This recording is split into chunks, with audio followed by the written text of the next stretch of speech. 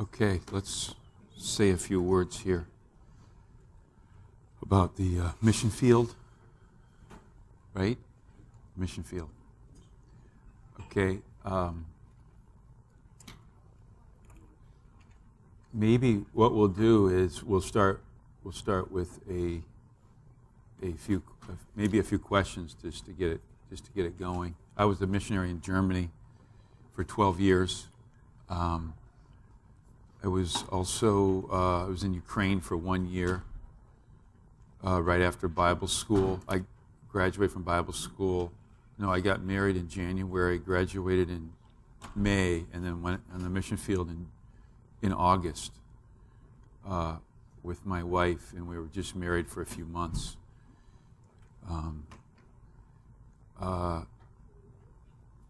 The mission field. I have a couple verses.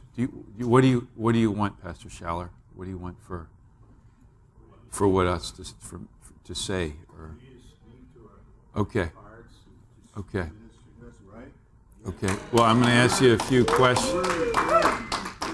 Okay, I'll ask a few questions, or if you have any questions too. We have. Okay.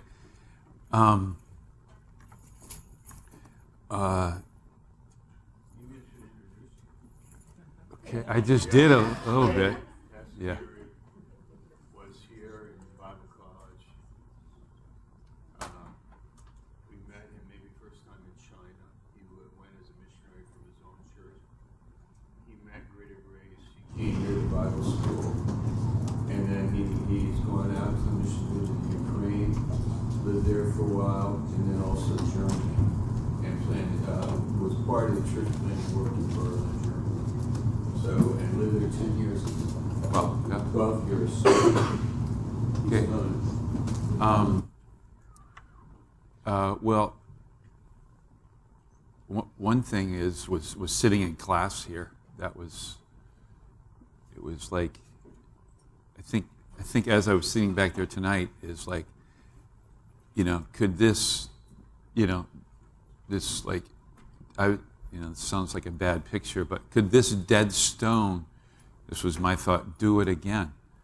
And like God has the ability to make a stone live, a stone speak, and like put God to the challenge in your life, no matter how dead your heart may be, even towards missions. The Holy Spirit will challenge that here. Just like it was interesting what we went through in class, but it can happen, and it does happen, and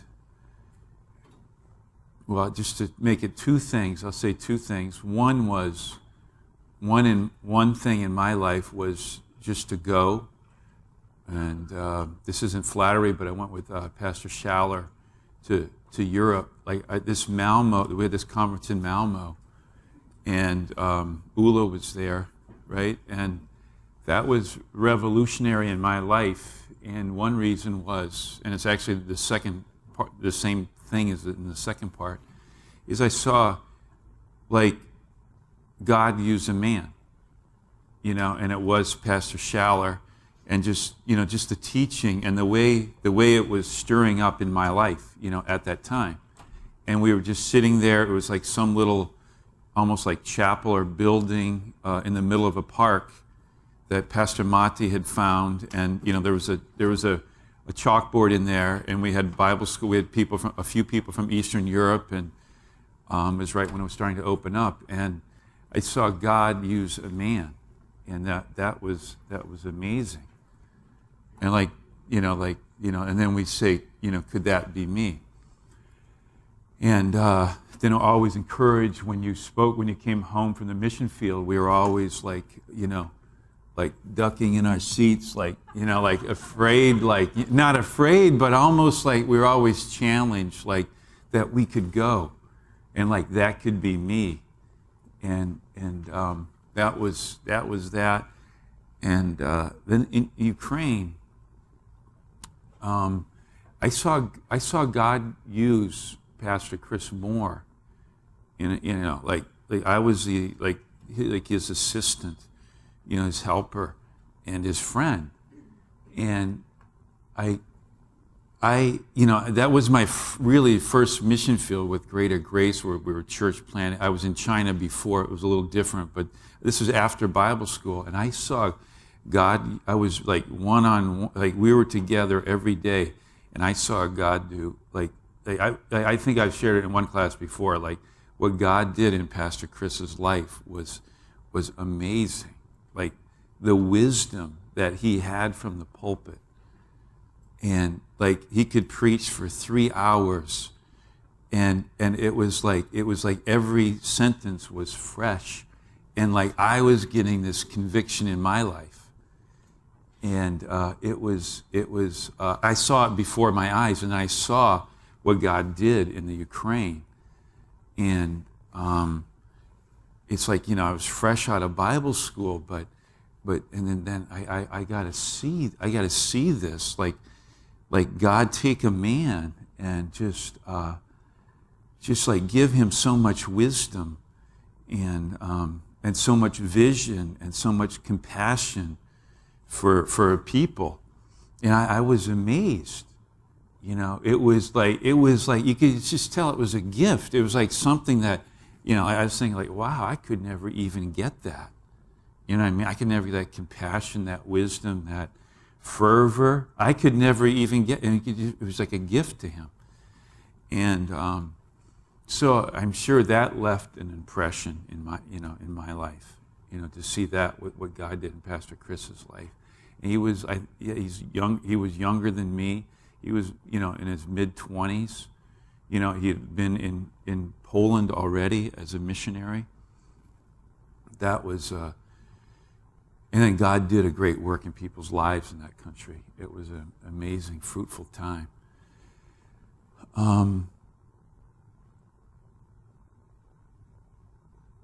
Bible school.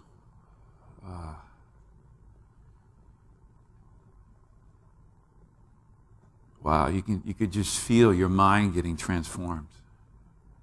You could just feel your mind just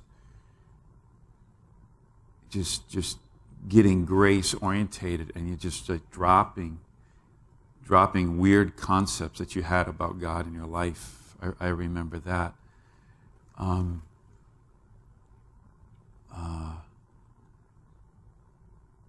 doing things you didn't think that weren't convenient, like going to prayer meetings and going to raps. Like they were always, they became treasures in our lives. You know what I mean? If we just do what we're supposed to do, we miss out on a lot of treasures in life. And I remember a lot of the raps and the prayer meetings actually became treasures in our lives, because we're learning to lose our life. We're losing our life is a beautiful principle.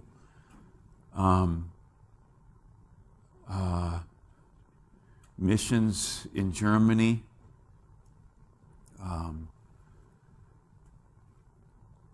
God was, I don't know, when I left, somehow I thought I would be there for just a couple years, but somehow I thought I would be there forever.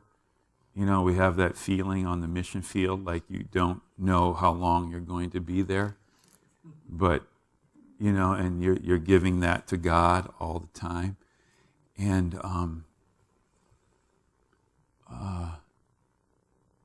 I have a few verses I could share, but maybe somebody has a question or something.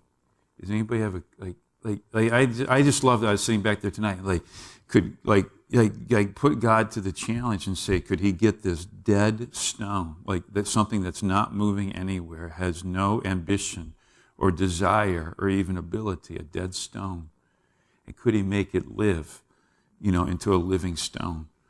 I think this is just challenge God in our lives like that. Yes, he can. Yes, he will. And the littlest steps that we take, just like this, we saw those countries and how they were receptive. We can dream dreams about that, and we can We can believe that God could put me in front of somebody, with a team somewhere. Maybe I'm not even the leader. I don't have to be the leader.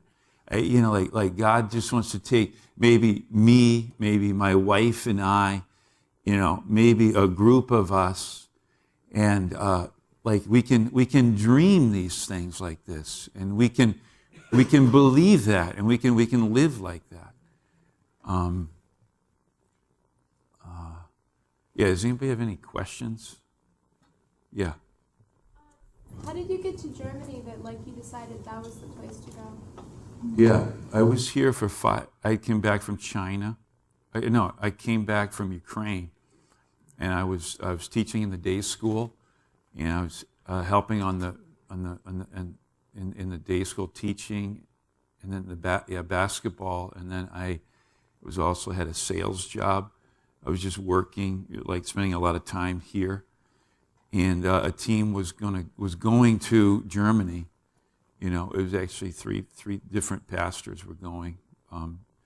Roger Stanger, Thierry Labar, and Russ Chorowski, and they were planning on going, and then they told me about it, and then talking to people and saying yes, it's a good idea, and those 5 years after I got back from Ukraine, they were you're going to go somewhere else. You're just like, this is our life. Like, where else are we going to go? It's a matter, for all of us, it's just a matter of when it should be. You know what I mean? It's not, we're going. It's a commandment, just like when and where, and in what capacity and how. It's not like if I am. This is how, this is our mentality here. And so it was like when and where. This is the way we live, like when and where, God. It's not like, we're not halting between those two opinions. Well, maybe me, maybe not me. It's like all of us are yes and when. And so it was like that, living like that here, and just ministering here, and Acts chapter 13, and just ministering in the body, and then we went. Then we went, and I had been to Germany when I was in college, but I hadn't been there to visit as a mission. But then God, as I was there, God put the people and the love to be there, and to know that it's my call, and to stay there while I was there. It's not really that substantial in terms of the assurance you have in your heart,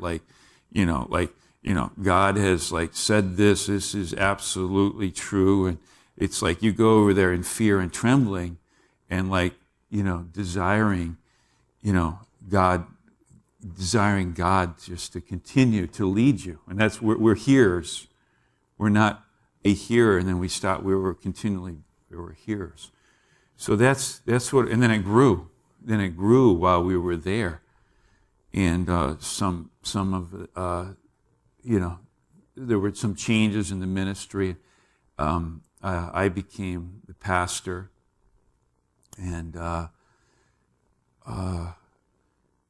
one thing that that's more like pastoral than it is missions, but we can stay on missions. Great mission teams, like the smallest member supply, believe, I am a supplier on this team of life. And you don't know what team members mean. And it's just not a missionary going somewhere and a pastor going somewhere. It's a team. And how the team actually ministers and brings life to a church service. Sometimes, the team is 80% of the people that are at a church service. We had that. Maybe in the beginning it was sometimes 90%, maybe it was 100% a few times in the very beginning. It was just the team. I think it probably was. And you need a team, and transfer, to relocate this life, we need a team. So it's like, it's when. That's how we're thinking. Yeah, Sean. So it was China, Ukraine, and then Germany, right? Yeah. For you. So it seems you spent significant time in Ukraine and then in Germany. I was in China. That's where I met, like, kind of introduced to the ministry. Loved the life. I couldn't believe these people like believed. Like that they actually could not believe, but like they applied what I was amazed. And then I went to Bible school, and then I was in China for 6 months, and then Ukraine for 9 to 10 months, and then Germany for 12 years. But a break in between Ukraine and Germany. I was here in Baltimore for 5 years. So like the 10 months you spent in Ukraine and the first 10 months that you spent in Germany, Yeah. like if you look back, how was it different for you, like going on second mission as opposed to first? Oh, that's a good question. Like I said, great things happened in my. It's like there were so many things happening in the ministry in Ukraine. That was an amazing time in the ministry, and just seeing, like, we'd go out and 10 people would get saved, and 12 people would go to the cafe, and you'd see 5 of them in Bible school that night. You know what I mean? It was like and you'd, on a Coke machine, you put a piece of paper up and start sketchboard, and you had 150 people around, and you walk down the street and you just started to pass out tracts, and all of a sudden you're talking to 20 people, and you just went to buy milk. Do you know what I mean? And like that, it was, that's the way it was. It was literally like we'd go in this. I still they had these big wool coats on and these hats, and we were in the middle of the winter. Just it's probably I don't know degree. It's like 10 below or something, and people are just standing out, just like listening to us for an hour speak. And it was like that.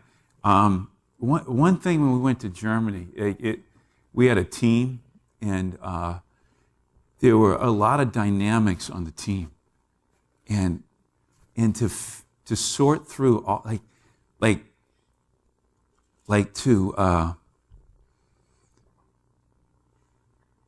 to choose life when you're on the team, and believe the things that you believe when you're here. What are we actually believe that it can work. And we believe we're there before God, and that mercy works and forgiveness works, and not giving an evil report. We believe those things, and we cherish those things. We have convictions about those things, and we use them on the mission field. One thing in Germany was team life. It had very interesting dynamics, and it was actually very helpful for me. And because you saw God's way always worked, and man's way never worked. And we saw that on the team. That was team life. It's like endeavor to keep the unity. And yeah. Okay, that's maybe all I'll say about that now. Yeah. I would imagine in Germany it's a very fast-paced life, and a lot of people are busy. In thinking about some places where people are working a lot, how did team life work? Do people have to live their life? How do we minister to people there? That's maybe I'll answer that question. Meet them going to work. I used to meet one guy when he walked his dog in the morning, ride along with another guy when he has his appointments. Do you know what I mean? And he goes in, you just sit in your car, read your Bible or something. You try to be with the people. Those are those are things that we did.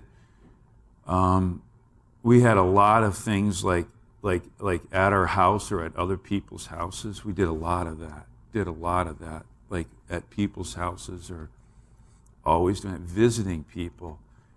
Like people love to be visited. It's amazing when you visit a family, and like they can't believe you visit them, and you learn who their children are then. And you see the husband and wife interacting together, and there's like just in that alone is and you learn about them right at their house, and they learn to love to serve you, or I don't know. It's like all of a sudden you have, like, we just visited a lot of people. That was great. I don't know if I'm answering your question. Yeah. It sounded like to me that over in Germany they was real receptive of the gospel. They were? How was it? Yeah. It sounded like they were. How receptive they sound. I was talking about Ukraine then. Oh, okay. When you were talking well, in about Germany, that. but I wanted to say, how was the opposition? I think I shared this today at a wrap, but just resistance is amazing. Like, praise God for resistance. If you get resistance in your ministry, like, start praising God. This is going to be the richest time you'll ever have in your life, is when you're resisted, or when people resist you. Because actually God is going to support you with his mind. You know, like, God is going to show you his mind no matter how much resistance there actually comes. It brings amazing definition and clarity about what God's mind is, and God will comfort you. So resistance was the sweetest fellowship that I ever had in Germany. Was when the resistance came, it's like, you know, how much more grace there was. It was amazing. And the thing is, you could feel it coming, you could expect it, you could believe it's coming. Look at 1 Peter chapter 5. That was one of my favorite verses. And I remember when I found that verse, and when I shared that with my wife and where I was standing. But verse 5, verse 10, but the God of all grace, who has called us into his eternal glory. Like, think of that, eternal glory. God has called us into his eternal glory. It's like his plan, his way, like, you know, his rewards at the end. Like it's all about God, unto his eternal glory by Jesus Christ. After we have suffered a while, that is amazing. After it's like, you ever been in an earthquake and you hear the earthquake coming, you know it's coming, it's going to shake the ground. It's like you suffer it's like, you know there's fellowship coming. You know there's like this intimacy with God coming. You know, you just expect it. It says, shall make you perfect, establish and strengthen and settle you. Like what more could you ask? If that was your mission field, like what more could you ask for the B part of that verse in life? There's nothing else you'd want. You say, like, wow, I'm like the richest man. We're talking about the riches. I'm the richest man in the world. So that was like, that was the, yes.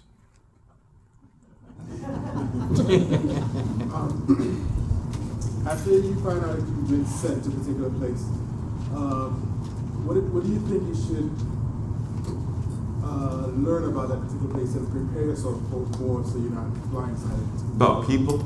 Well, people, the situation you're going into, the lifestyle, or it's important things you should learn about the places you're going before you go to. You can't learn enough before you go. Like I was so surprised. Like when I after 10 years of living in Germany, I started to love the way they communicate. Maybe in the beginning I thought it was like critical, but I learned to like appreciate it and like see beyond it.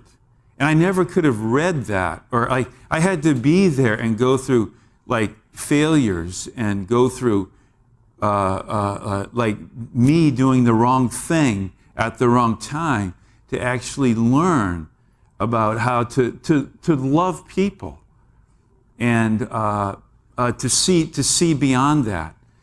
You have to go and just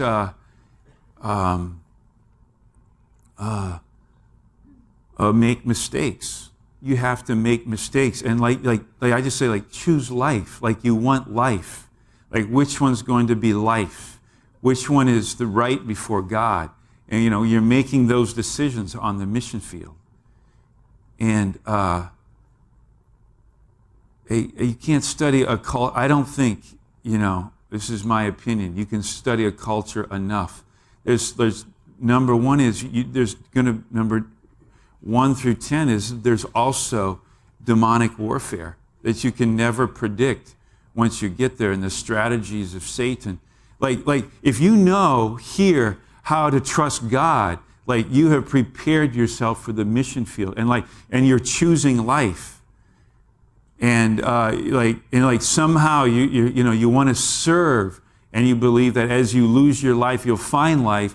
Like, you are preparing yourself for the mission field for those people, because those people, that's how you prepare yourself for the mission field. You're preparing yourself in the class here. Like, and in daily life, we're preparing ourselves for mission field. We are believing that it works, what we're taught. We're foolish enough to believe that this actually will work, and that it does work. What? No, no, but like, yeah, go ahead, Grant. Ukraine, what was your prayer and deciding factor to not return to that place and actually seek something else? China, I went to Bible school, so that was an easy one.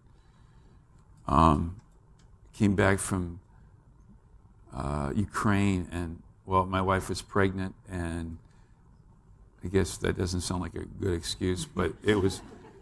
At the time, Pastor Stevens told us it wouldn't be a good idea to go back. It was hard for me to accept that, but then I did. And so we didn't go back. And I saw the wisdom in it later, and I was glad that we didn't return. So that was something I saw later. In Germany, I thought maybe a few months before I decided to come home that I was going to be there the rest of my life. Do you know what I mean? But then it was, God has raised up a man. Like, if Pastor Stephan isn't the man, then who is God? And he went to Bible school, and it's like, let's believe that this is the way it is, God, and let's lead by faith. And his wife. Like, a week after I left, his wife was diagnosed with cancer. And would we have left? It wouldn't have made sense. His wife has cancer. 1 week. And we left, and we were all saying goodbye to each other. And 1 week later, I get a phone call, and his wife has cancer. And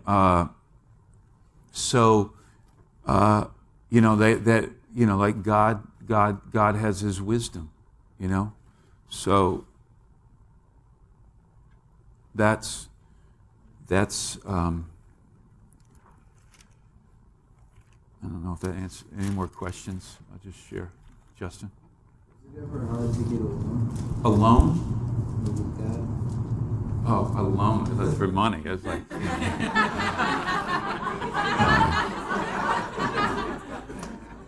Well, I bought a house, and that was pretty difficult.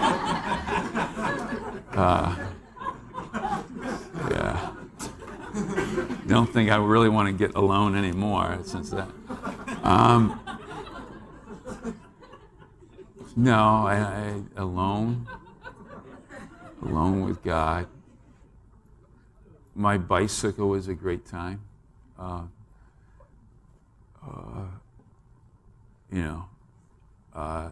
No, just like you'd leave, just you go to your bedroom and be alone, and just breathe deep and talk to God and tell him your problems, cry to him, go to the woods and yell. And those are things that we did to be alone with God. And then, sometimes you're alone with God even though you're in the class, right? You're alone and like God is just moving in your life. So,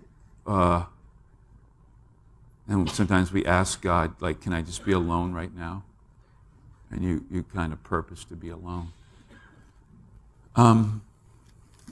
Maybe we have time for one more question, or else just share, Heavy.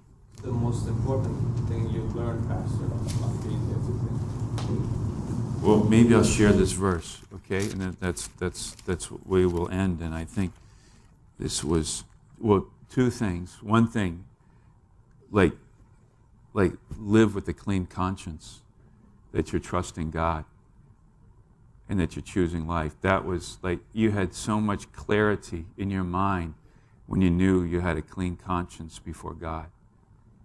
And if you have a dirty conscience before God, know how to use mercy to get it cleaned up. And that was amazing to fight warfare with it's impossible to fight warfare with a dirty conscience. It's impossible. And with a clean conscience, you can actually lead people with it's very difficult to lead people with a dirty conscience. That was one thing. And then 1 Corinthians chapter 2, I love, like in Germany, I love that. Just maybe speaking about wisdom, verse 6. This amazed me always. Like, his team meetings were always so precious to me. And, and we had just great people on our team. But how we speak wisdom among them that are perfect. And this is, you're going to a church service, say everyone is saved. And I think this never ceases to amaze me that there's a fresh, and you're speaking to mature people. And God would just give you something to feed them.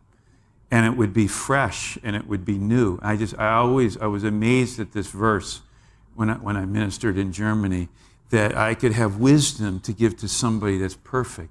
It's an impossibility. It's a contradiction in itself, right? It's impossible, but because of the wisdom of God, it's so much greater. You always could see like God was always adding to our ministry there, and just sitting down and just ministering to the team. Like God would just give us wisdom, and we would be like corporately like listening, and we would be worshiping God. Just, you could tell as we were listening, we'd be worshiping God. And that really blessed me in Germany, that you just like, you can't believe what. And we taught a Revelations class, and I Revelation is, right, it's a revelation of Jesus Christ. It's not about the end times. And it's like, it was a class about a revelation of Jesus Christ. I'll never forget it. I couldn't believe it. You know what I mean? And it's one of those, wisdom among those that are perfect. So God loves to feed people, and we are missionary. Like, what do we say? Like, it's not when, it's a matter of when. It's not am I or is it me? It's just like, it's a matter of when. That's the way we live here. So, okay. Thank you. Thanks for having me.